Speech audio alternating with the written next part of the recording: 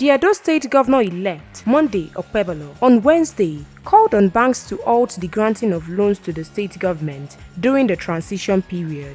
He also raised concerns over the alleged looting of government funds and properties by officials of the Governor Obaseki-led administration. In a statement released by his Special Assistant on Media, Govt. Okpebholo called on the Economic and Financial Crimes Commission and the Department of State Services to investigate the matter. On Tuesday, the All Progressive Congress (APC) set up a 24-member transition committee led by former Deputy Governor Pius Odubu to meet with the state government committee ahead of the handover on November 12th. The statement reads, "With great shock, we regret the widespread report of looting of government funds and properties by officials of the outgoing administration from the Government House, Benin City. It's sad that barely 1 month to the handover, the outgoing administration of Governor Godwin Obaseki is still allegedly obtaining loans from banks and other financial institutions under very shady headings."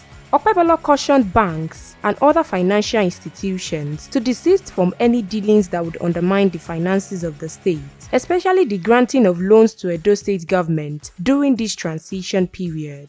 Okpebholo says this unacceptable behavior undermines the trust and faith of his citizens in those entrusted to serve them over the past 7 years. He emphasized that he will not condone any form of unethical behavior, as he stresses a zero-tolerance policy for corruption. "We will continue to monitor the situation until the last day of the outgoing administration." Stay tuned to NaijaNews TV for real-time updates, breaking news, and exclusive content as they become available.